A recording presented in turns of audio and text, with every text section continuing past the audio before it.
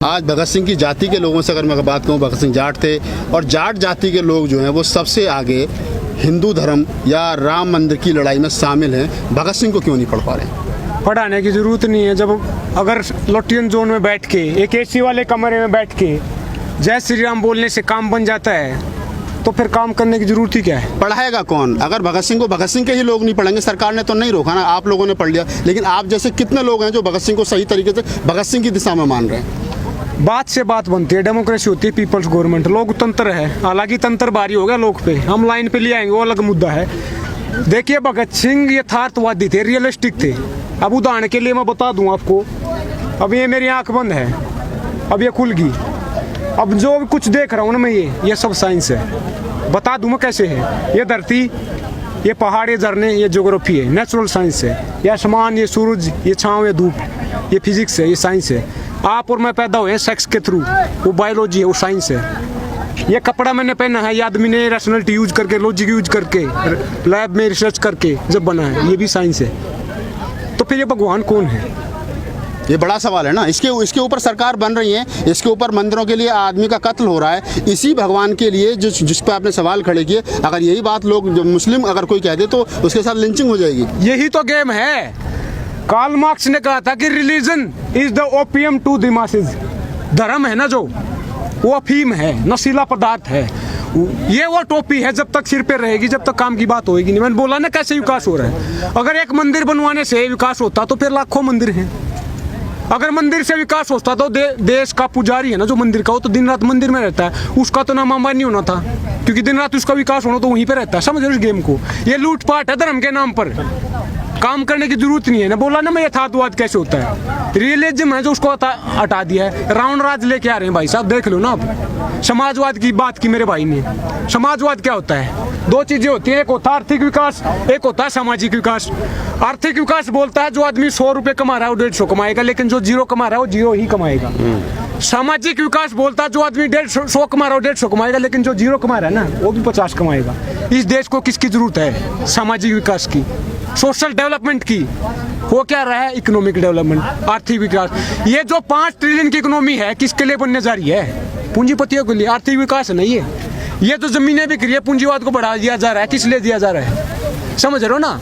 ये इसलिए डॉक्टर अम्बेडकर की एक कोटेशन है। डॉक्टर अम्बेडकर ने कहा था कि इस देश के अंदर सुबह को 2 घंटी बजती हैं, एक स्कूल की बजती है, एक मंदिर की बजती है। तय आपने करना है। स्कूल में जाओगे IAS PCS बनोगे, जज कलेक्टर बनोगे, मंदिर में जाओगे ताउम्र भिखारी बनोगे। आप क्या कहोगे?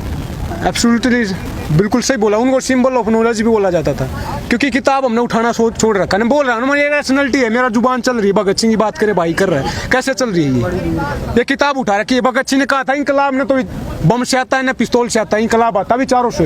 ये विचारों से लड़ाई है। भगत सिंह पैदा नहीं होते बार बार।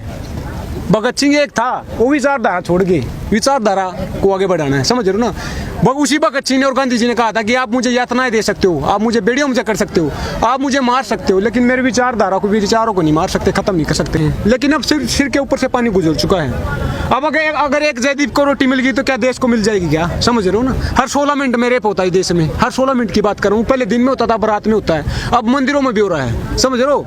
तो ये गेम चलता रहेगा जब तक आवाज नहीं उठाओगे।